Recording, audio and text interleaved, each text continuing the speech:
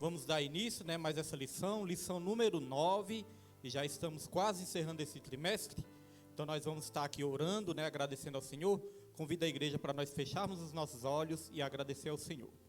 Senhor Deus, Pai amado e querido, mais uma vez aqui estamos, Pai, e queremos aqui agradecer ao Senhor por mais esse dia, agradecer ao Senhor por mais esse estudo bíblico, Pai. Que o Senhor venha aqui nos abençoando, nos iluminando, Senhor. Que o Senhor venha aqui tomando a nossa mente, o nosso coração em suas mãos. Que o Seu Espírito Santo venha aqui nos guiando, nos direcionando através das Escrituras Sagradas, Pai. Abençoe cada vida que já se faz presente aqui neste lugar. As vidas que estão a caminho, que o Senhor traga em paz também. Que o Senhor traga em segurança, que o Senhor livre de todo o mal, Senhor. Tome a Tua igreja nas Suas mãos. Que através dessa lição nós possamos sair daqui regozijando no Senhor, agradecidos no nosso coração por estarmos aprendendo cada vez mais da Tua palavra poderosa, que nos abençoa, que nos santifica, que nos salva, Senhor, e que nós possamos também levar esse ensino a outras pessoas também, as vidas que vão estar aí acompanhando também pela internet, que o Senhor venha estar abençoando grandemente também, e desde já nós te agradecemos e te louvamos, em nome de Jesus, amém. E graças a Deus, amém, irmãos? Os irmãos já podem se sentar, e hoje nós estamos na lição número 9, estamos estudando esse trimestre, a justiça divina, a preparação do povo de Deus para os últimos dias no livro de Ezequiel. Então daqui 4 terças-feiras, vamos estar aqui dando encerramento nesse estudo, Estamos na lição número 9, e a lição número 9 tem como tema Gog e Magog, um dia de juízo. Texto áureo da lição está em Apocalipse capítulo 20, versículo 8, que diz assim: E sairá a enganar as nações que estão sobre os 4 cantos da terra, Gog e Magog, cujo número é como a areia do mar, para as ajuntar em batalha. Apocalipse 28. Verdade prática. A palavra profética anuncia que antes da restauração espiritual de Israel, virão Gog e seu bando para invadir a Terra Santa, mas eles serão derrotados. Eu destaquei aqui a verdade prática, porque já na verdade prática, nós podemos já aprender algo interessante. Porque a verdade prática diz assim, a palavra profética anuncia que antes da restauração espiritual de Israel, virão Gog e seu bando para invadir a Terra Santa, mas eles serão derrotados. Então, olha só, antes da restauração espiritual, vem a batalha. Então, quando o inimigo vê, irmãos, que nós estamos ali no caminho certo, para nós conseguirmos uma restauração espiritual, o inimigo ele não fica quieto, Ele tenta contra as nossas vidas. Quando nós entregamos nossa vida para Jesus, nós vamos ter a nossa vida espiritual restaurada. E aí o inimigo se levanta para impedir isso. Mas aqui fala que os inimigos serão derrotados. Então, todas as vezes, antes da vitória, vem a batalha. Mas quem nos dá a vitória é o nosso Deus, Nosso Deus, Ele derrota todos os nossos inimigos. Nós vamos aprender muito isso. Quero perguntar aqui para a igreja, antes de começarmos aqui, entrarmos aqui na introdução, eu quero perguntar para a igreja. Quem já ouviu falar de Gog e Magog na Bíblia? Quem já ouviu falar? Quem já ouviu? Quem nunca ouviu, irmã André, as irmãs, nunca ouviram, Gog e Magog. Os irmãos, às vezes, não ouviram, porque realmente é pouco falado. Gog e Magog só aparece algumas vezes na Bíblia, e nós vamos aprender o que significa isso. 3 vezes. E nós vamos aprender o que significa isso, irmãos. A leitura bíblica em classe está em Ezequiel, capítulo 38, versículo 1 ao 6, e capítulo 39, versículo 1 ao 10. É um pouco extenso, mas é muito importante nós acompanharmos, e o Pedro vai estar colocando aí. Pode colocar, Pedro.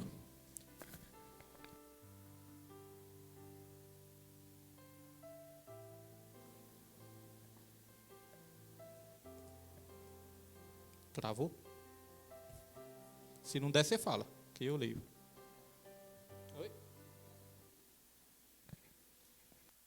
Veio mais a minha palavra do Senhor, dizendo: Filho do homem, dirige o rosto contra Gog, terra de Magog, príncipe e chefe de Meseque e de Tubal, e profetiza contra ele. E dize: Assim diz o Senhor Jeová: eis que eu sou contra ti, ó Gogue, príncipe e chefe de Meseque e de Tubal.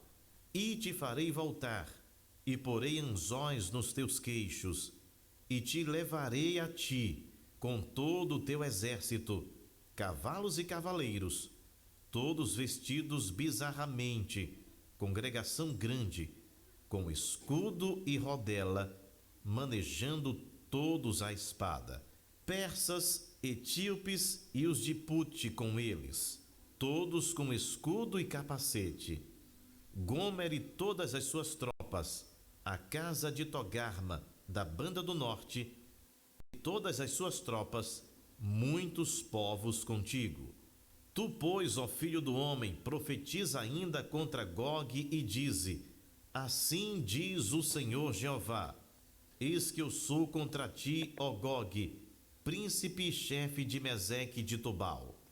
E te farei voltar, e te porei 6 anzóis, e te farei subir das bandas do norte, e te trarei aos montes de Israel. E tirarei o teu arco da tua mão esquerda, e farei cair as tuas flechas da tua mão direita.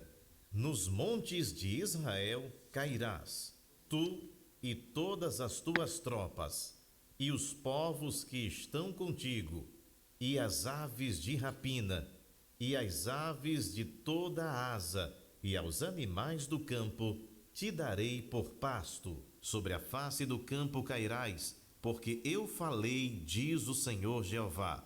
E enviarei um fogo sobre Magogue e entre os que habitam seguros nas ilhas, e saberão que eu sou o Senhor. E farei conhecido o meu santo nome no meio do meu povo de Israel, e nunca mais deixarei profanar o meu santo nome. E as nações saberão que eu sou o Senhor, o Santo de Israel. Eis que é vindo e se cumprirá, diz o Senhor Jeová. Este é o dia de que tenho falado. E os habitantes das cidades de Israel sairão, e totalmente queimarão as armas, e os escudos, e as rodelas, com os arcos, e com as flechas, e com os bastões de mão, e com as lanças, e farão fogo com tudo isso por 7 anos. E não trarão lenha do campo, nem a cortarão dos bosques, mas com as armas acenderão fogo, e roubarão aos que os roubaram, e despojarão aos que despojaram, diz o Senhor Jeová. Glória a Deus, irmãos. Então já deu para observar que Gog e Magog é uma batalha. É uma batalha que o povo de Israel vai enfrentar. Foi profetizada lá no livro de Ezequiel, mas essa batalha ainda vai acontecer. É nos acontecimentos finais. Hoje nós vamos falar de escatologia. Escatologia é o estudo das últimas coisas. Vou dizer, irmãos, não é um assunto simples, não é um assunto fácil. Tem que estar bastante estudando mesmo, prestando atenção realmente, mas nós vamos procurar simplificar, ao máximo aqui essa aula. Mas, irmãos, não se preocupem não, que nós vamos entender o que Deus quer nos passar nessa noite através dessa aula. Então, vou estar lendo aqui na minha revista, os irmãos só acompanham aí ouvindo, que na minha revista diz o seguinte: a nação de Israel estará diante de uma coalizão de nações para destruí-la. Isso ocorrerá antes ou no início da grande tribulação. Quais são as nações que formarão essa coalizão? A presente lição trará uma exposição importante a respeito desse assunto. Então, Gog e Magog é uma batalha. Mas não é apenas uma batalha, serão 2 batalhas. Segundo essa linha que nós estudamos. Irmãos, a linha que a gente estuda é a linha pré-tribulacionista. O que significa isso? É a linha que defende que a igreja vai ser arrebatada antes da grande tribulação. Tem linhas, que entendem que a igreja vai ser arrebatada depois da grande tribulação. Alguns entendem assim, outras igrejas, outras doutrinas, entendem assim. E tem os que entendem também que a igreja vai ser arrebatada no meio da grande tribulação. Mas a doutrina que a gente ensina, que a gente estuda e que a gente ensina, a maioria dos pentecostais crê, é que a igreja vai ser arrebatada antes da grande tribulação. Então é essa doutrina que nós vamos ensinar aqui. Não vou procurar entrar muito nas outras, até mesmo para não confundir. Aqui nós procuramos simplificar e não confundir. Então é uma batalha que o povo de Deus o povo de Israel vai enfrentar. Essa batalha, coalizões, ou seja, nações vão se juntar para combater contra o povo de Israel. Então essa batalha ocorrerá no início da grande tribulação, antes ou no início da grande tribulação, mas depois vai acontecer outra batalha de Gog e Magog, que nós vamos ver mais na frente também. Daqui a pouco nós vamos falar quando vai acontecer essa segunda batalha também. Então nós vamos aqui para a introdução, e os irmãos acompanhem comigo aí na revista, a introdução aí na revista dos irmãos também, que diz assim: a profecia cumprida na antiguidade bíblica tem levado a ala cética a argumentar que a profecia foi escrita depois do fato acontecido. Com relação às profecias messiânicas, não há como defender esse pensamento.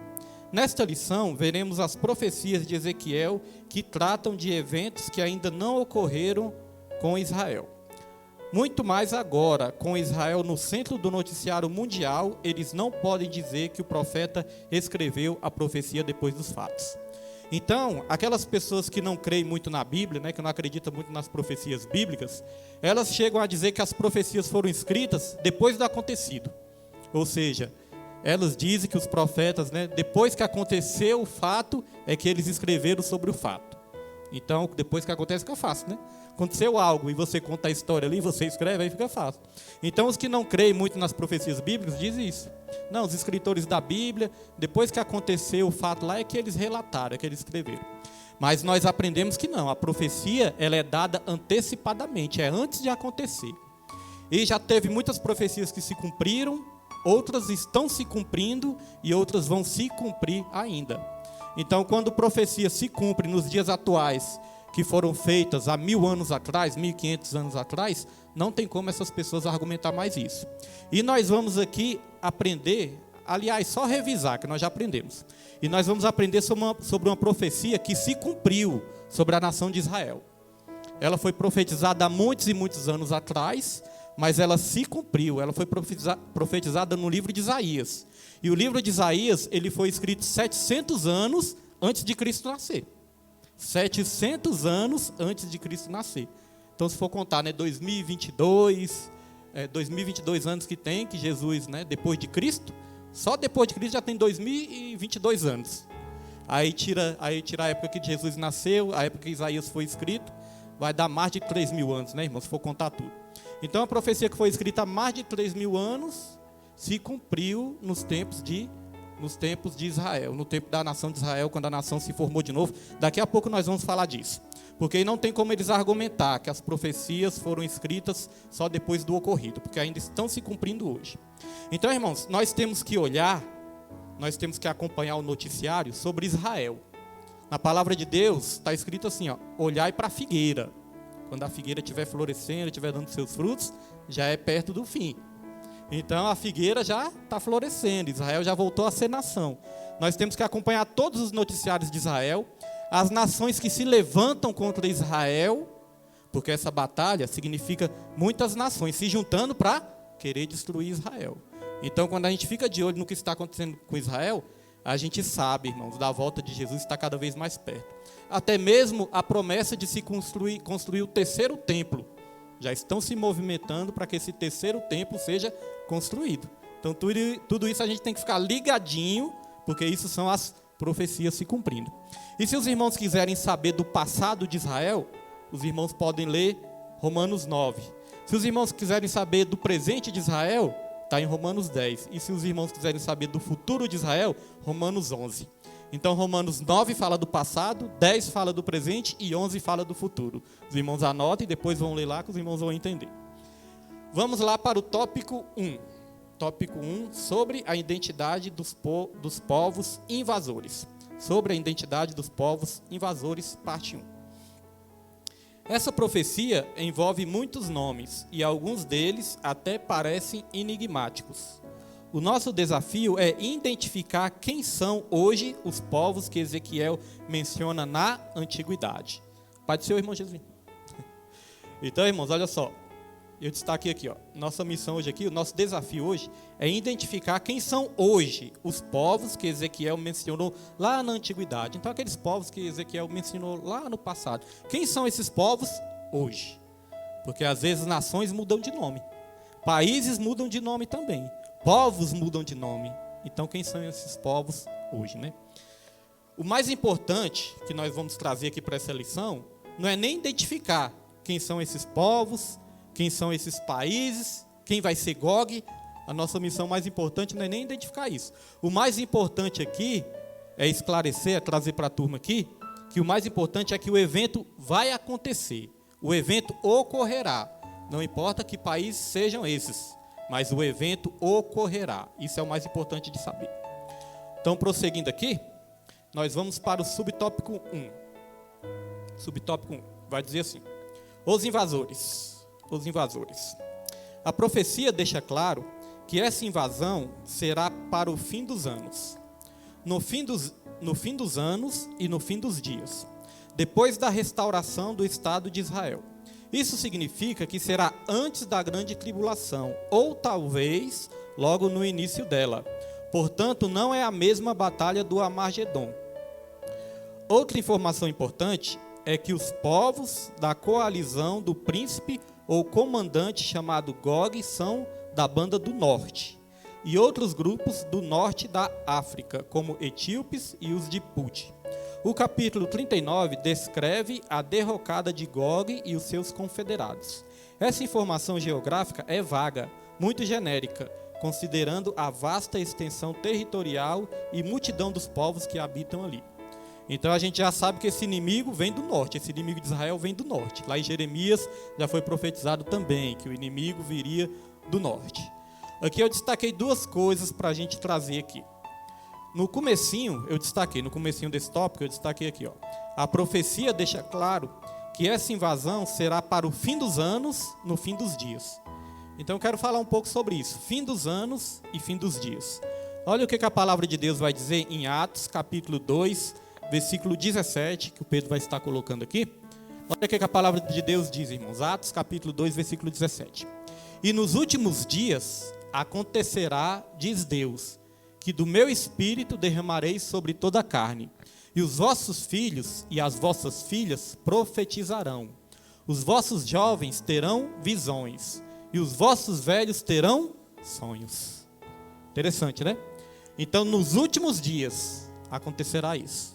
Essa profecia, vou fazer uma pergunta para os irmãos ficarem bem atentos.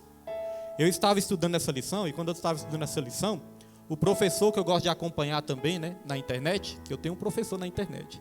Esse professor ele falou, é sempre bom, quando estiver ensinando, fazer perguntas na classe. Porque através das perguntas, fica mais fácil das pessoas memorizarem também, guardarem na mente. Porque muitas vezes você não vai saber responder a pergunta na primeira vez, mas você vai guardar na sua mente e na próxima vez você já sabe. Então é uma forma dos irmãos memorizarem também.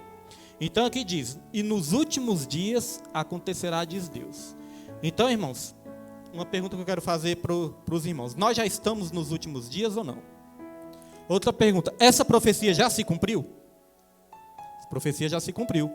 Quando Jesus ele morreu lá naquela cruz, ele ressuscitou ao terceiro dia, ele apareceu para os discípulos e ele falou assim, ó, vocês vão ficar em Jerusalém, não saiam da cidade. Fiquem em Jerusalém, até que do alto vocês vão ser revestidos de poder, e vocês serão minhas testemunhas, tanto em Jerusalém, como na Judéia, Samaria, obrigado, irmã, que eu já ia esquecendo, Samaria e até os confins da terra. Então, essa foi a promessa de Jesus. A promessa de Jesus foi o quê? O revestimento de poder, revestimento do Espírito Santo. Então, depois que Jesus ele deu essa profecia e esse direcionamento ali para os discípulos começaram a perseverar unânimes em oração. Aí nós sabemos que 10 dias depois a profecia se cumpriu. Lá em Atos 2 tem várias músicas, né, irmão Jesus? Vários louvores que falam disso, do derramamento do Espírito Santo. Então, isso aqui está falando disso, quando os discípulos foram batizados no Espírito Santo, irmãos. E começaram a falar em novas línguas, então eles foram cheios do Espírito Santo. Essa profecia aqui, ela começou lá em Joel capítulo 28, é que tem essa profecia. Então a profecia que veio do Antigo Testamento foi se cumprir no Novo Testamento. Então o mais importante aqui, nos últimos dias, essa profecia se cumpriria nos últimos dias.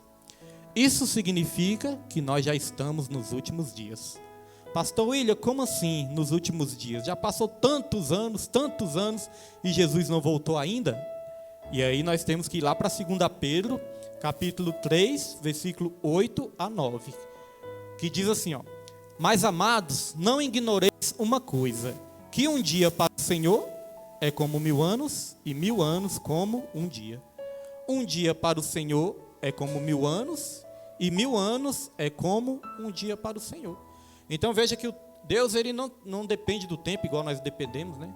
O tempo de Deus é o kairos, ele está fora do tempo, ele não depende desse tempo. Quem depende somos nós, que dependemos do relógio, das estações, tudo foi criado por Deus.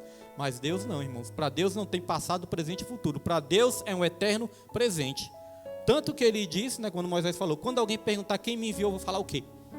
Aí Deus ele falou assim, diga que o eu sou te enviou. Eu sou está o quê? No presente. Então para Deus é um eterno presente. Para Deus todas as coisas, irmãos, já foram consumadas. Para Deus tudo já aconteceu.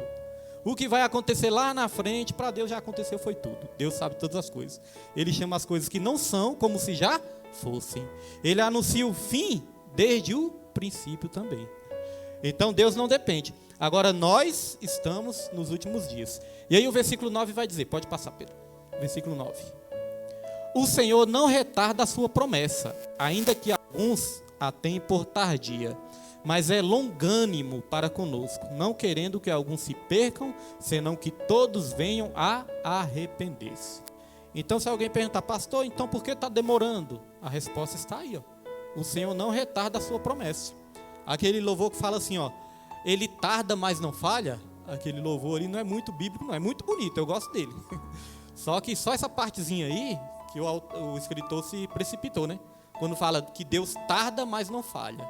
Se fala que Deus tarda, está dizendo que Deus demora. Não, Deus ele não tarda e nem falha, né? Ele chega no momento certo. Então, olha por que Deus está, para nós, né? Deus dá a impressão que ele está demorando. Porque ele é longânimo, ou seja, ele tem um ânimo longo. Ele espera que todos se arrependam e cheguem ao conhecimento da verdade. Então, ele está esperando ainda a humanidade, né? Está se arrependendo. Então vamos aqui continuar, irmãos. Aqui nós falamos de alguns eventos. Pedro, esse microfone está carregado direitinho? Já está dando a falhada esse aqui. Tá? Mas já deixa esse aí carregando também, que está dando a falhada aqui. Então, irmãos, falamos de alguns eventos aqui. Falamos da grande tribulação, batalha do Armagedon. Esses eventos nós vamos falar um pouquinho deles lá na frente também. A Bíblia fala de um evento que é as 70 semanas de Daniel. Não vamos entrar em muitos detalhes, mas a Bíblia fala lá no livro de Daniel sobre as 70 semanas que estão ali profetizadas sobre o povo de Israel.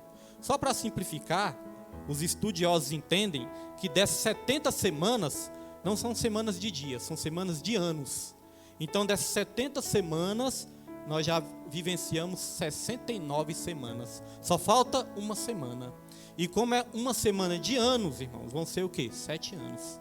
Esses 7 anos é o que a Bíblia ensina que vai ser a grande tribulação. Por que ainda essas 70 semanas não foram concluídas, se falta só uma semana? É porque quando o Messias veio, o povo não reconheceu Jesus como Messias. Então deu uma pausa nessa profecia, e quando desencadear os momentos finais, os acontecimentos finais, aí a última semana dessas 70 semanas de Daniel vai ocorrer, que é o período da grande tribulação, que são 7 anos. Deu para entender? Mais ou menos? Se tiver alguma dúvida, pode falar, irmãos, que aí nós vamos devagarzinho. Então, vamos aqui para o subtópico 2. Isso aí que eu falei das 70 semanas, só para os irmãos entenderem como está próximo, né? Só falta uma semana, e a qualquer momento pode se desencadear a grande tribulação. Quando a gente olha para o que está acontecendo no mundo, nos noticiários, esses shows aí depravado que tem aí, né? A gente vê, rapaz, é o fim do mundo mesmo. O mundo está se acabando, não é verdade? Então é porque a Bíblia mesmo fala que o pecado ele aumentaria cada vez mais. Subtópico 2, vamos lá. Compreendendo a profecia. O discurso de Ezequiel deixa claro que a mensagem não é para a sua geração, mas para quando Deus fizer regressar o seu povo da diáspora de todas as nações da terra. Diáspora é uma dispersão, é quando o povo vai para todo lado, quando o povo vai para todo lugar. Como a profecia é para um tempo ainda distante, esses oráculos divinos foram vazados na linguagem da época do destinatário original. É necessário, pois, identificar esses povos no contexto em que vivia o profeta e procurar identificá-los nos tempos atuais, quando possível. Então, nem sempre é possível identificar um povo lá daquela época, identificar quem são esses povos hoje. Daqui a pouco a gente explica mais um pouquinho sobre isso. Isso tornará a profecia compreensível e mais vívida em nossos dias. Então, só falando aqui dessa questão da dispersão, do povo se dispersar, eu falei de uma profecia que se cumpriu, né? Se cumpriu nos dias atuais, nesses séculos atuais agora. Então, uma profecia foi a profecia sobre o povo de Israel. Em 1970 não, irmãos. Em 70 depois de Cristo, Jesus ele já tinha profetizado. Quando os discípulos olharam para o templo de Jerusalém, que os discípulos ficaram falando assim: mestre, olha que templo bonito. Olha como é bonito esse templo, né? Coisa muito linda. Aí Jesus falou: tá vendo esse templo aí? Não ficará pedra sobre pedra que não venha a ser derrubada. Jesus ele fez essa profecia. 70 anos depois da morte de Jesus, aí o general Tito invadiu Jerusalém e destruiu o templo. A profecia de Jesus se cumpriu 70 anos depois de Cristo. E aí o que aconteceu? O povo se dispersou para todas as nações. Essa foi a primeira diáspora que aconteceu. Primeira, tirando os cativeiros, né, irmãos? Cativeiros, que o povo judeu sempre esteve se dispersando. Mas foi a primeira grande diáspora, ou seja, dispersão, que o povo judeu foi para todo lado, se espalhou para todo lado. Então isso aconteceu no ano 70 depois de Cristo.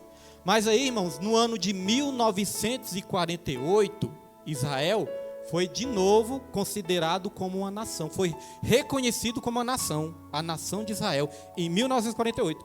Porque Israel, depois que o povo se dispersou, não era mais considerado como nação, como país, e até mesmo o idioma de Israel, o idioma estava sendo ali extinto, né? Estava sendo ali extinto. E segundo eu estava estudando, isso nunca aconteceu. Um idioma ser extinto e depois aparecer de novo. Isso é interessante, né? Nunca aconteceu o idioma ali se extinguir e depois ressurgir de novo. Mas o idioma que Israel falava naquela época lá se extinguiu e depois, quando Israel foi considerado de novo como nação, Pedro, coloca aí para mim, Isaías 66, versículo 8. Então, quando Israel foi considerado de novo como nação, aí o idioma também ressurgiu. A primeira vez que aconteceu isso. E isso tudo, irmãos, é cumprimento de uma profecia. Profecia também do livro de Isaías. Veja que o livro de Isaías, 700 anos antes de Cristo nascer, e aí em 1948, nós podemos dizer que é nas nossas gerações atuais, né? Aí aconteceu o quê? Aconteceu de se cumprir essa profecia. Olha só, essa profecia aqui que se cumpriu. Quem jamais ouviu tal coisa? Quem viu coisas semelhantes? Poder-se-ia fazer uma terra num só dia? Nasceria uma nação de uma só vez? Mas Sião esteve de parto e já deu à luz aos seus filhos. Olha, poderia uma nação nascer de uma só vez? Pois em 1948 nasceu uma nação de uma só vez. E o interessante é que tinha um brasileiro que era secretário da ONU e estava participando desse processo também. E sabe por que isso é bom? Porque Deus, ele falou: vou abençoar os que te abençoarem e amaldiçoarei os que te amaldiçoarem. Deus prometeu isso para Abraão. Abraão é que deu origem ao povo de Israel, né? O povo judeu, ao povo de Deus. Então, os descendentes de Abraão formaram o povo de Deus. Então, nós vemos que o Brasil abençoou Israel. O Brasil abençoou o povo de Deus. Então, é por isso que o Brasil também, apesar de tantos problemas, mas o Brasil, ele é abençoado por Deus e Deus, ele está no controle de tudo. A Bíblia fala: orai por Jerusalém, orai por Israel, orai por Jerusalém também. Então, quem abençoa Israel é abençoado também. Nosso antigo presidente, ele reconheceu Israel também, e ele tinha uma boa relação com Israel também. E creio que a esposa dele, conhecendo a Bíblia, a esposa dele deve ter dado umas dicas, né? Falou: olha, é muito importante ter boa relação com Israel para nós sermos abençoados. Então vamos lá, já podemos avançar um pouquinho. Poxa, eu já estou na lição passada aqui. Deixa eu voltar para a lição atual. Vamos lá, subtópico 2. 3, né? Subtópico 3. Deixa eu ver se eu anotei mais alguma coisa aqui. Assim, irmãos, no finalzinho aqui diz também, ó, que identificar esses povos no contexto em que vivia o profeta e procurar identificá-los nos tempos atuais quando possível. Identificar esses povos quando possível. Uma coisa que nós temos que entender. Quando a Bíblia se cala, nós nos calamos também. Aonde a Bíblia não tem voz, nós também não podemos ter ouvidos. Aonde a Bíblia não dá voz, nós não podemos ter também ouvidos. Porque nós não podemos ficar inventando, criando coisas que não estão na Bíblia. Nós temos que ensinar, pregar somente o que está na Bíblia. Se a gente for olhar, não é assim que sempre acontece, não. Muitas vezes nós vemos pessoas pregando coisas que nem existem na Bíblia. Muitas vezes nós vemos as pessoas pregando coisas que nem estão na Bíblia. E às vezes por alguma coisa que a gente ouve o tempo todo, a gente acha até que é verdade, que está na Bíblia mesmo, né? Não tem um ditado que diz assim, ó, se não vem pelo amor, vem pela dor. Onde está esse versículo? Em lugar nenhum. Esse versículo não existe na Bíblia. O princípio, muitas vezes, pode até existir, né? Muitas vezes o princípio pode ser real ali. Mas o versículo realmente não está na Bíblia. Quando o versículo não está na Bíblia, nós precisamos saber se o princípio existe. Mas se o princípio não existe também, não podemos inventar algo, né? Por isso que às vezes é importante a gente não falar muitas coisas que a Bíblia não fala, para a gente não ter o risco de errar. Principalmente quem ensina. Quem ensina tem que estar sempre ali, deixa eu saber se isso é bíblico, se isso está na Bíblia mesmo, né? Para não ensinar errado. Então vamos lá. Subtópico 3, Gog. O nome Gog, fora da profecia de Ezequiel, só aparece mais 2 vezes nas Escrituras. Então, como o pastor Evaldo falou, né? Nosso aluno aplicado aí, deve ter estudado em casa. Como o pastor Evaldo falou, Gog só aparece 3 vezes na Bíblia. Uma vez Ezequiel, uma vez Apocalipse e outra vez, que nós vamos ver aqui, no livro de Crônicas. O nome Gog, fora da profecia de Ezequiel, só aparece mais 2 vezes nas Escrituras. Um descendente de Rúben, sem qualquer vínculo com a profecia, e na revolta de Satanás contra Deus e seu povo, depois do milênio, em Apocalipse 20, versículo 8, como outro acontecimento. Aqui eu vou dar uma pausa agora, porque agora vai ficar bem interessante esse ensino aqui. E vou estar lendo primeiro Apocalipse, capítulo 20, versículo 7 ao 10. Os irmãos lembram que eu falei que essa guerra de Gog e Magog vão ser 2 batalhas? Uma no começo da grande tribulação e outra depois do milênio. A Bíblia ensina isso. Então, olha só. Apocalipse, capítulo 20, versículo 7 ao 10. Pode colocar aí, Pedro. Acompanhe comigo, irmãos. E acabando-se os 1000 anos, Satanás será solto de sua prisão.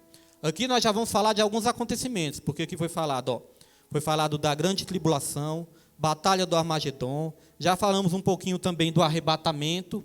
Agora nós estamos falando do milênio. Aqui fala do milênio. Então, olha só que interessante. E acabando-se os 1000 anos, Satanás será solto da sua prisão. Pode passar. Versículo 8. E sairá a enganar as nações que estão sobre os 4 cantos da terra, Gog e Magog, cujo número é como a areia do mar, para as ajuntar em batalha. Aqui já é outra batalha, irmãos, a batalha do fim do milênio. Pode passar, Pedro. E subirão sobre a largura da terra, e subiram sobre a largura da terra, e cercaram o arraial dos santos e a cidade amada. E de Deus desceu fogo do céu e os devorou. Então aqui a cidade amada é a cidade santa, a cidade de Jerusalém. Então veja que essa batalha é contra o povo de Israel.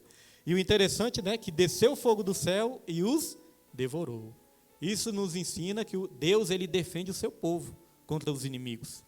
Nós estudamos algumas lições passadas que Deus ele exerce juízo sobre o seu povo, exerce juízo sobre os pastores infiéis, sobre as autoridades, mas esse juízo aqui, quando o povo está desconcertado, né? Mas esse juízo não é contra o povo de Deus, esse juízo é contra os inimigos de Deus. Foi até o 9, Pedro, que eu pedi? Só até o 9? Até o 10, então pode passar o 10. E o diabo que os enganava foi lançado no lago de fogo e enxofre, onde está a besta e o falso profeta.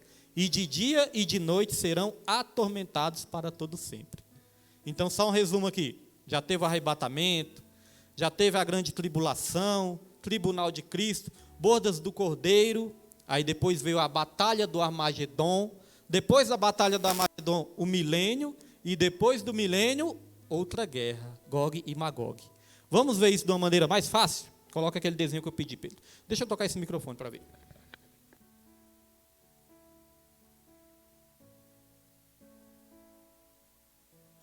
Glória a Deus. Vou apagar aqui também, irmãos. Talvez não dê para os irmãos enxergarem direito, né? Mas eu vou estar aqui explicando direitinho.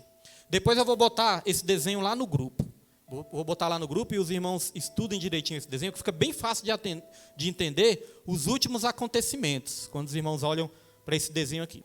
Então, irmãos, primeira vinda, João 1, versículo 14, né? A primeira vinda de Jesus. Jesus veio, morreu lá naquela cruz. Aqui, era atual, a era que nós vivemos. Olha a linha do tempo, né? Era atual. Depois da era atual, vai acontecer o quê? A segunda vinda por etapas. A segunda vinda é por etapas. Primeiro, Jesus ele volta, aqui está escrito arrebatamento. Jesus ele volta e ele arrebata a igreja. Olha a setinha aqui, ó.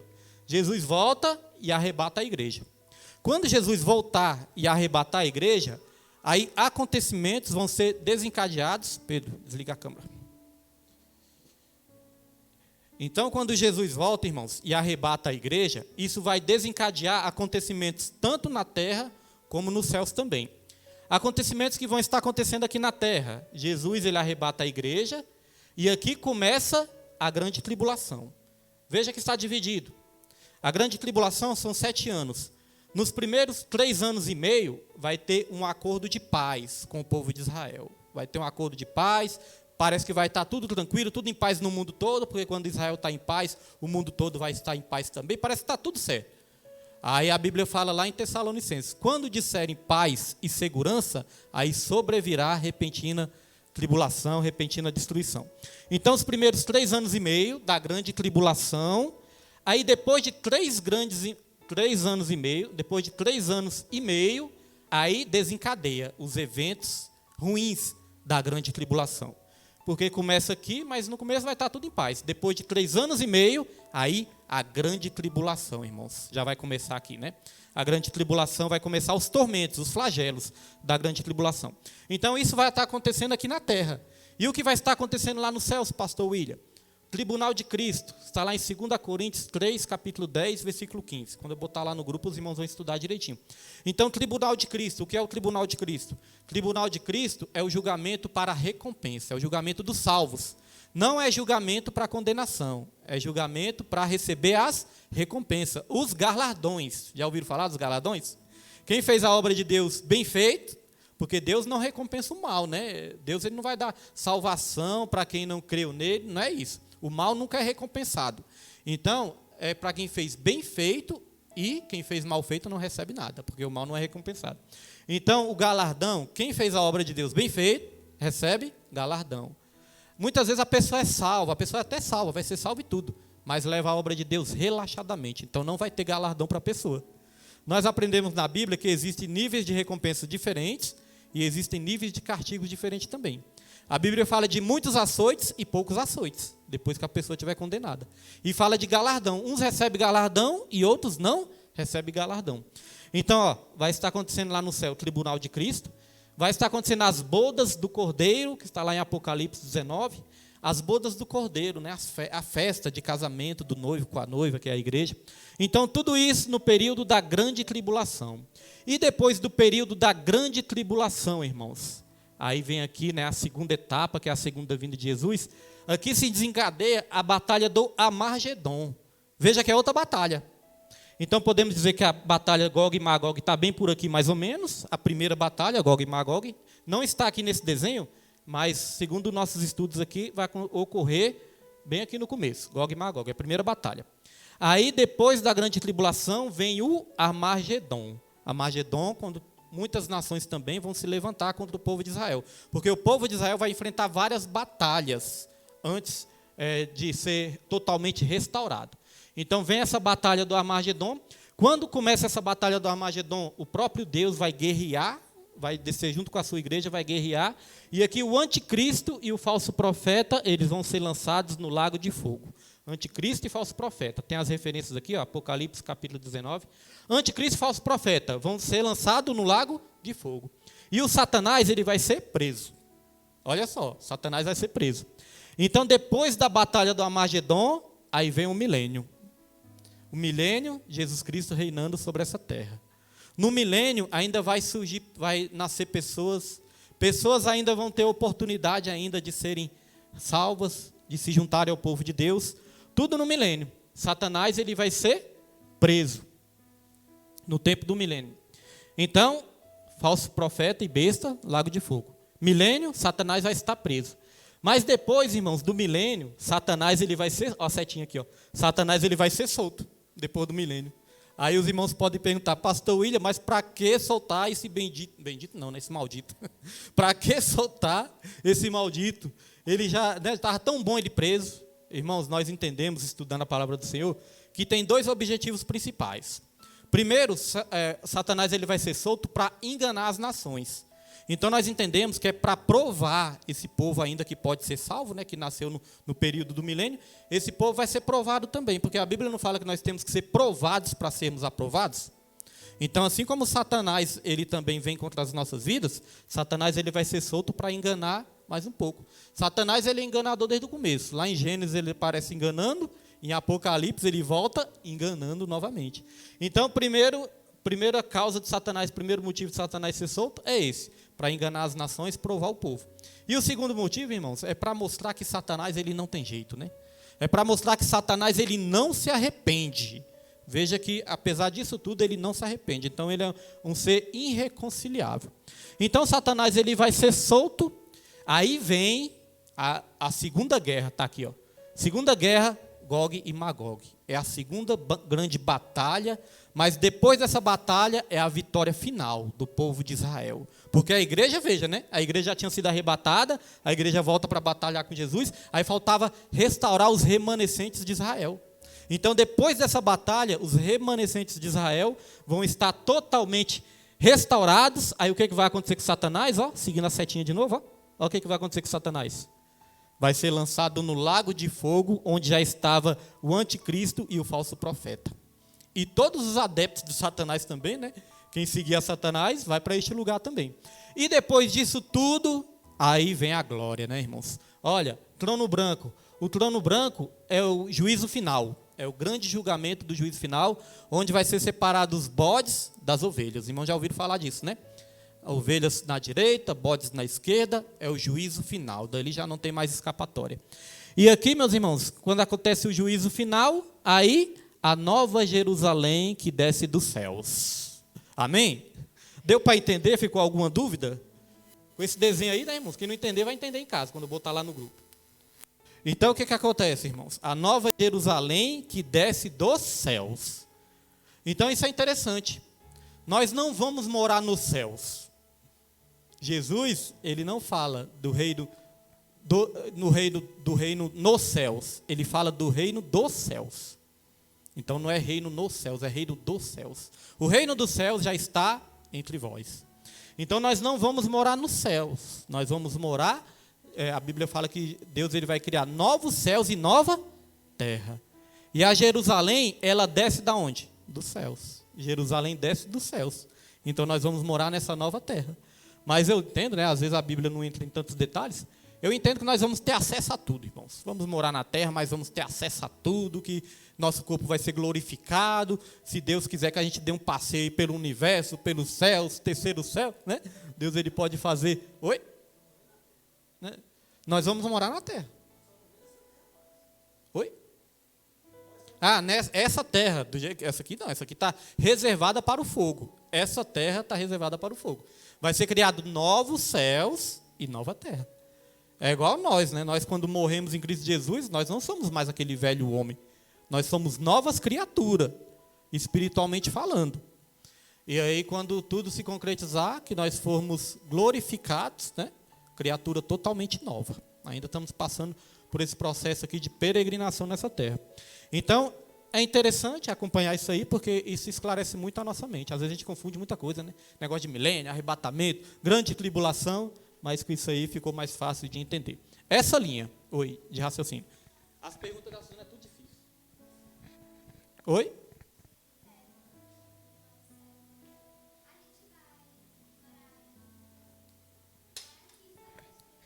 Vai ser criada uma nova terra. Não vai ser essa terra, vai ser uma nova terra. Vai ser na terra, mas não é nessa. Essa aqui já está reservada para o fogo.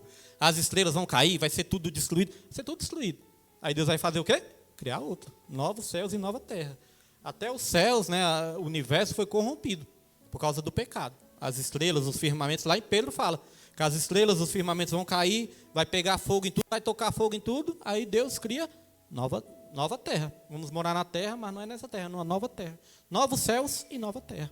Deu para entender? Igual na casa, você morava na casa velha, a casa foi destruída, aí constrói uma nova casa, você vai morar numa nova casa. É isso que a Bíblia ensina.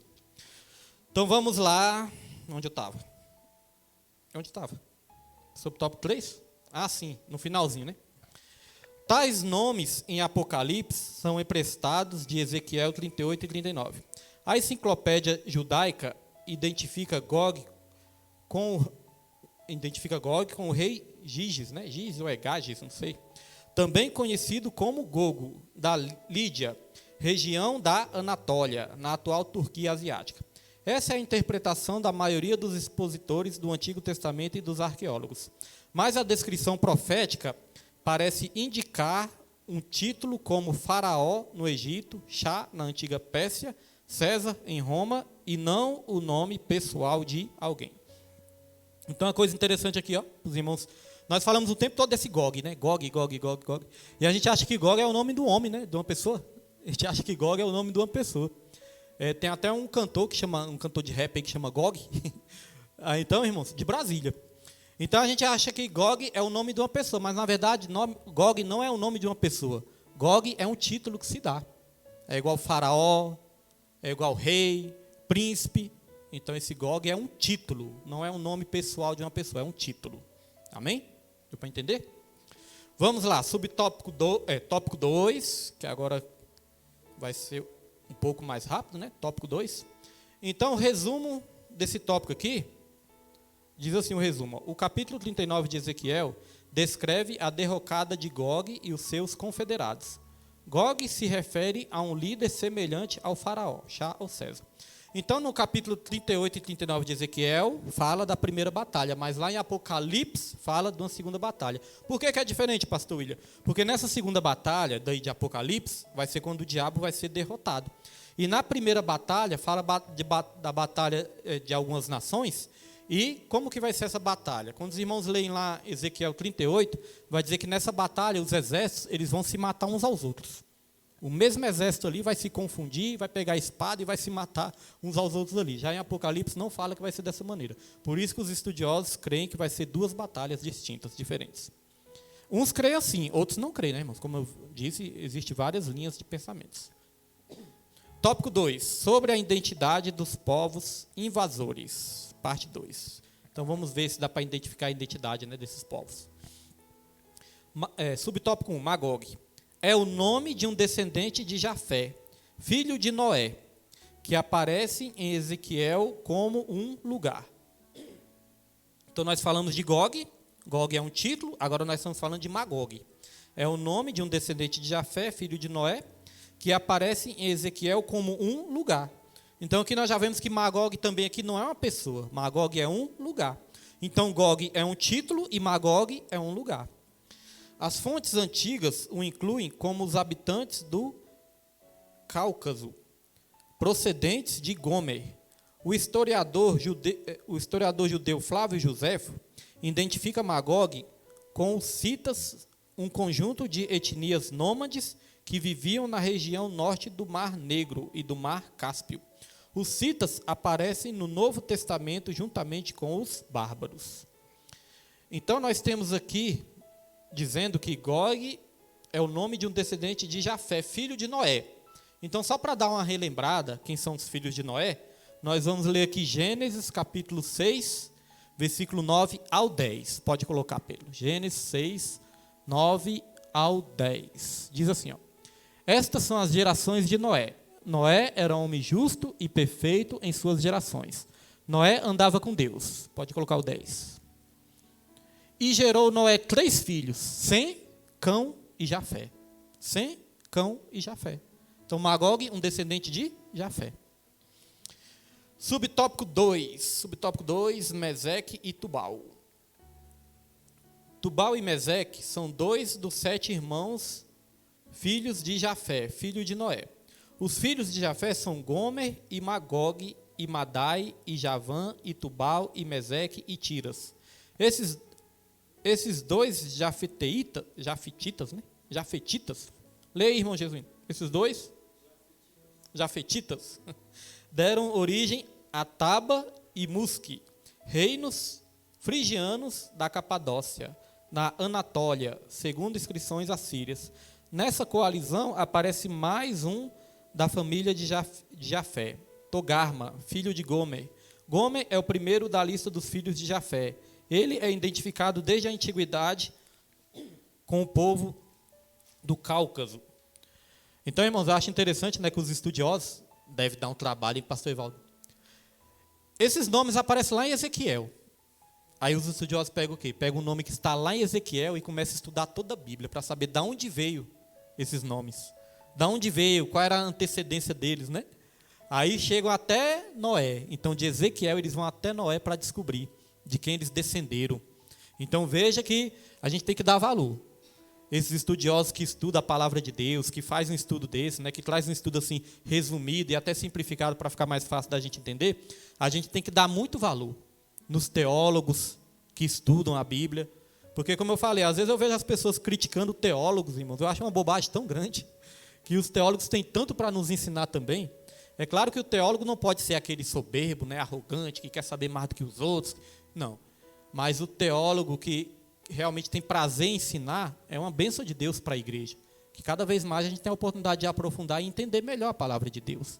Não somente versículos isolados, mas entender realmente o sentido, o significado da palavra do Senhor. Vamos lá, continuando. Subtópico 3. A coalizão de Gog. Fazem parte do bando de Gog mais cinco povos, persas, etíopes e os de Puti. Com eles, todos com escudo e capacete, Gomer e todas as suas tropas, a casa de Togarma. Isso tudo está escrito lá em Ezequiel, né? Esses nomes que nós estamos citando, esse povo que aparece de capacete, tudo está escrito lá em Ezequiel. Todos eles são citados previamente nos oráculos de Ezequiel. A Bíblia hebraica emprega o nome Cuxi para a Etiópia e Put para a Líbia. Ambos, Cuxi e Put, são descendentes de Cã, filho de Noé.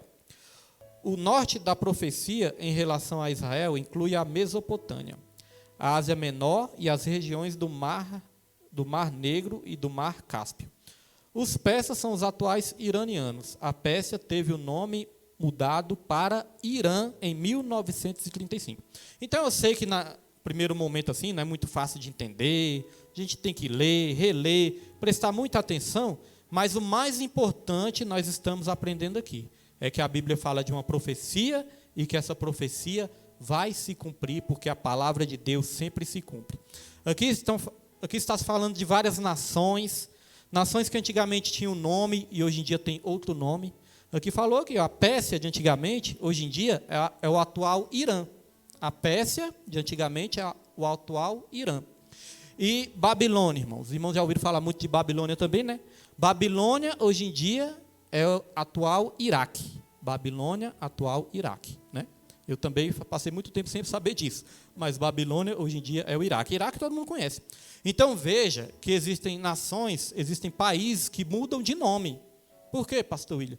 Porque muitas vezes esses países eles enfrentam guerras. E quando eles enfrentam guerras, o país que vence a guerra, o país subjuga o outro e muitas vezes muda o nome do outro, né? Às vezes a geopolítica, existe algo que chama geopolítica. O que é isso? Geografia política. Vai mudando, né, a geografia. Até a geografia do mundo, irmãos, já mudou, né? Segundo os estudiosos aí, o mundo antes, todas as terras, era só um continente só. Irmão Jesus que estuda sabe, né, irmão Jesus? Então, Segundo os estudiosos aí, era só um continente. Mas aí, como vai tendo abalos sísmicos, terremotos, muitas coisas da natureza aí, aos continentes foram catástrofes, né? Cataclismas, aos continentes foram se separando. Então, às vezes, uma região quer um nome, outro país toma posse, bota outro nome, às vezes as guerras acontecem também, vai mudando de nome, às vezes a região ali, por outros motivos também pode mudar de nome. Então, irmãos, é muito difícil saber o nome exato dessas nações que vão lutar contra o povo de Israel. Mas o mais importante de saber, frisando mais uma vez, é que isso vai acontecer. Então, tudo isso está na geopolítica. Antigamente não era União Soviética? Antigamente era União Soviética. Teve a guerra, né? Teve a Guerra lá Fria, e aí se tornou o quê? Rússia. Hoje em dia é a Rússia. Agora a Rússia está guerreando contra a Ucrânia. Já tem territórios lá que estão mudando de nome, né? Por causa das guerras aí. Então veja que está sempre mudando de nome essas nações. Vamos lá para o tópico 3, para nós encerrarmos essa lição de hoje, né? Foi bem tranquila. Tópico 3, sobre o contexto escatológico.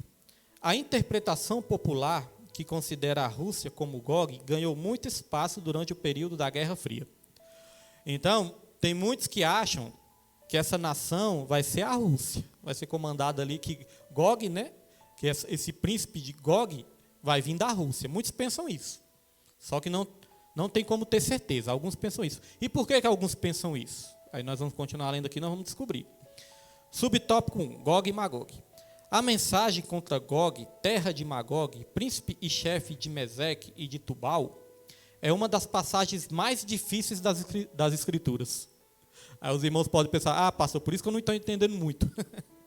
Temos que ler, né, irmãos? Ler várias vezes, ouvir estudos bíblicos, pregações sobre isso é muito bom, porque quanto mais a gente lê, mais a gente entende. E até quero falar algo aqui para os irmãos. Eu descobri uma Bíblia, para quem tem dificuldade em fazer uma leitura, um plano bíblico. Para quem tem dificuldade de fazer um plano bíblico, eu até conversei com o irmão Jesuíno sobre isso, conversei com minha família também. Eu descobri uma Bíblia que chama Bíblia 365. Como que é essa Bíblia 365? Essa Bíblia, ela já vem um plano bíblico montado. Já vem um plano de leitura bíblica montado para você ler. Você pode escolher. Você pode ler ela em 1 ano, ou você pode ler em 2 anos, ou em 3 anos. Para quem nunca conseguiu fazer um plano bíblico, é muito bom. Vai pegar a Bíblia ali montadinha, já o plano montado, vai precisar ficar procurando nem nada. Já tem um plano montadinho, aí você vai aprender o quê? A ter uma disciplina. Para todo ano você conseguir ler a Bíblia.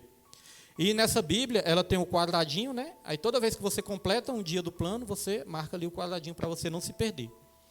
E essa Bíblia, ela não é assim não, página 1, página 2, página 3, não. Ela é assim, janeiro, 1º de janeiro, né? Janeiro, fevereiro, março, abril, e tem os dias ali. Dia 1, dia 2, dia 3, janeiro, fevereiro, março, abril, maio, e com os planos tudo montado. Tem uma leitura do Antigo Testamento, tem uma leitura do Novo Testamento, e tem uma leitura de Salmos e de Provérbios. Então, se você não quer ler 1 ano, você pode dividir. Você pode ler um livro do Antigo Testamento e um Provérbios, ou talvez um livro do Antigo Testamento e um Salmos, ou um livro do Antigo Testamento e do Novo Testamento, você que vai escolher. Dependendo da maneira que você organizar, você lê em 1 ano. Você pode organizar de outra maneira, que você lê em 2 anos. Se você quiser prestar mais atenção, estudar mais, 2 anos. E se você quiser organizar da terceira maneira, você lê em 3 anos. Essa Bíblia, eu já pedi 2, nós vamos sortear no final desse trimestre do estudo bíblico. Nós vamos sortear, eu já pedi 2, né, e vamos sortear 3 Bíblias dessa. Então, nós vamos sortear. E os irmãos que quiserem, né, podem também comprar. É baratinha essa Bíblia. E vai ser muito bom para você fazer esse plano de leitura. Então, até acabar a aula, eu sei que os irmãos vão começar um pouquinho, né, eu nem digo atrasado, mas não importa o dia que você vai começar. O que importa é você começar e completar o plano de leitura. Se você começar lá para perto de fevereiro, não tem problema. O que importa é você começar e vai ser uma bênção do Senhor. Eu não sabia dessa Bíblia, descobri essa Bíblia. E essa Bíblia, a tradução é NVT, Nova Versão Transformadora. É uma versão bem fácil de entender, não é aquelas palavras difíceis, não. Ela é fácil de entender e é fiel às Escrituras. Então, é a bênção do Senhor. Se alguém quiser depois também o link, né, a gente dá o link aí dessa Bíblia. Vamos lá. Porque aqui nós falamos que é uma das passagens muito difíceis de entender. E a única maneira de entender melhor é lendo. Não tem como, irmãos. Não tem um caminho curto, não. Pastor, não tem um atalho, não. Não. Tem que ler, tem que estudar, e aí nós vamos entendendo mais. Muitos acreditam tratar-se de uma expressão genérica para indicar o futuro inimigo de Israel. O rei, que eu não sei esse nome, da Lídia, por exemplo, seria a figura do futuro inimigo de Israel que comandaria.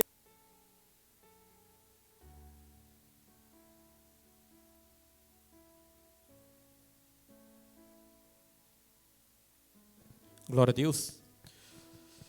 Deixa eu ver onde eu estava. O rei Giges. Como? Giges? Dizendo o pastor Evaldo que é Giges. Da Lídia, por exemplo, seria a figura do futuro inimigo de Israel, que comandaria os seus confederados. Segundo o Talmud, leitura, o que é o Talmud? Literatura religiosa muito antiga dos judeus. Gog e Magog são dois nomes paralelos de uma mesma nação. Esses inimigos de Israel serão derrotados e isso nos desperta a esperança da nossa vitória em Cristo, pois a profecia mostra que Deus está do lado do seu povo. O ensinamento mais importante que nós temos aqui nessa noite, irmãos, é que quando nossos inimigos se levantam contra nós, o próprio Deus derrota os nossos inimigos. Se a gente estiver com Deus, o próprio Deus derrota os nossos inimigos. Não se levanta muitos inimigos contra a nossa vida? Então é só manter a humildade ali, a gente não precisa nem revidar. O próprio Deus peleja por nós, irmãos. Deus é fiel. Não é um lema aqui da igreja? Romanos 8,31. Se Deus é por nós, quem será contra nós? Agora, se Deus for contra nós, aí ninguém pode ser por nós, né? E como que Deus pode ser contra nós? Se a gente pecar e não se arrepender, né? Aí vem o juízo de Deus. Então é muito forte. Subtópico 2. O subtópico 2, irmãos, não vou ler todo, porque aqui tem muita teologia. Então eu posso ler aqui, os irmãos, né, muitas vezes podem ficar aí confusos, não entender direito. Então é dever de casa. Tópico 2 vocês vão ler nas suas casas, com mais calma, com mais atenção, porque o tópico 2, nós vamos aqui explicar, resumir o que quer dizer, mas eu não preciso ler tudo para explicar o que quer dizer. Subtópico 2, eu vou ler só o comecinho, só o primeiro parágrafo aqui, que diz assim, como a Rússia aparece nesse contexto? A profecia afirma que Gog é príncipe e chefe de Meseque e de Tubal. Então, alguns acham que é a Rússia, por quê? Porque tem um nome que é utilizado lá em Ezequiel, é um nome hebraico, que o Antigo Testamento foi escrito em hebraico, o Novo Testamento foi escrito em grego. Então, o Antigo Testamento tem um nome lá em hebraico, que este nome parece Rússia, parece com Rússia quando traduz. O nome parece ser Rússia, aí muitos acham que é a Rússia, mas não se sabe, não se tem certeza disso. Apenas acham isso, né? E eu vou ler aqui o finalzinho também, o último parágrafo, que diz assim, foi a semelhança de sons, Rússia, que levou muitos estudiosos a identificarem Rússia como a Rússia. Meseque com Moscou, atual capital da Rússia, e Togarma como Tobolsk, cidade da Rússia. Então são nomes parecidos, por isso que eles acham que são esses países, né, que vão batalhar aí contra o povo de Deus. Subtópico 3 também vou ler só o comecinho, só o primeiro parágrafo, depois os irmãos leem tudo, porque também é muita informação teológica, então é melhor os irmãos lerem com mais calma. Subtópico 3 diz o seguinte, origem da interpretação. Esse pensamento não veio dos pentecostais, e nem se trata de uma ideia oriunda dos dispensacionalistas, como equivocadamente dizem os críticos. O importante saber é que tudo isso que nós estudamos, essa profecia, esse pensamento, não veio dos pentecostais, né? Como muitos criticam, isso é coisa de pentecostal que inventou isso aí, não. Realmente tem pessoas muito estudiosas, pessoas bastante capacitadas que estudam para trazer um ensino como esse. Como eu falei, existem outras linhas de entendimento também, outras doutrinas, por exemplo, a batista tradicional, presbiteriana. Irmãos, existem várias linhas de pensamentos. Milenismo, pós-milenismo. Por exemplo, eu falei do milênio. Milênio, quando Jesus voltar com a sua igreja, para reinar 1000 anos, no milênio. Nós cremos assim. Mas tem alguns da igreja presbiteriana que crê que o milênio já está acontecendo. Alguns já creem que o milênio já está acontecendo, que o milênio é apenas simbólico. Outros já creem que o milênio vai acontecer mesmo. Lá no livro de Isaías, tem falando que os animais vão estar ali, convivendo pacificamente com o ser humano. Então, são muitos estudos, né? Não é coisa da cabeça de ninguém, é muitos estudos. E é isso. a escatologia, quanto mais a gente estudar, mais a gente vai se interessar. Quanto mais a gente se interessar, mais a gente vai gostar. Quanto mais a gente gostar e se interessar, mais a gente vai entender. Porque eu vou dizer, não é fácil realmente entender, não. Mas se você se dedicar, você vai conseguir entender. Igual o livro de Apocalipse. O livro de Apocalipse tem vários símbolos ali, a gente tem até medo de ler, né? O livro de Apocalipse, às vezes, nós temos medo de ler também, porque a gente pensa, não vou entender nada, então não vou nem ler. Mas, irmão, se você for observar, livro de Apocalipse tem os símbolos e depois explica o que significa aqueles símbolos. Quando fala os 7 chifres, aí vai falar lá embaixo, 7 chifres, as nações e tal, poderosas. Então, sempre está explicando. Dragão, a antiga serpente, né, a besta que surge do mar, da terra. Então, são coisas assim que não é fácil, mas é coisas prazerosas de se estudar e de se entender. Porque se a gente procurar ficar sempre no raso, irmãos, nós vamos perder muitas coisas maravilhosas, né, que a gente podia aprender e não aprendemos. E aí eu glorifico a Deus por essa igreja ter um estudo bíblico, né? Eu não sou aquele pastor mais capacitado que tem, né, cheio de bacharelado, teologia. Não, mas eu entendo que o propósito de Deus nessa igreja é a gente aprender as coisas realmente de uma forma mais simples e as coisas importantes para a nossa caminhada e para o nosso crescimento. Então é uma bênção do Senhor, em nome de Jesus, e que os irmãos possam cada vez mais se interessar pelo estudo bíblico. Vamos aqui para a conclusão, para encerrar. Conclusão diz assim: é importante saber que a invasão de Gog e o seu bando à terra de Israel é distinta da batalha do Armagedon, pois o ataque de Gog será após a restauração de Israel, antes ou logo depois de começar a grande tribulação, ao passo que o Armagedon se dará no final desse período. Cabe também ressaltar que essa invasão não é a mesma rebelião de Gog e Magog, pois a profecia emprestada? Ou está empresta, né? Pois a profecia, acho que é emprestada, quem quiser escrever, viu? Emprestada de Ezequiel, não, empresta, né? Pois a profecia empresta de Ezequiel esses nomes. Então, irmãos, vou ler só mais uma observaçãozinha aqui da minha revista, para a gente já estar aqui encerrando. Aqui diz, ó, na minha revista: o importante em nosso estudo não é a identidade de Gog e os seus confederados. Isso são detalhes, mas mostrar ao mundo a veracidade da palavra de Deus. Então, a importância da profecia desse estudo é isso. É mostrar que a palavra de Deus sempre se cumpre nas nossas vidas. E como eu estava falando, esse estudo bíblico é bom, né? Tem uma irmã, a irmã Nilde Vila Nova.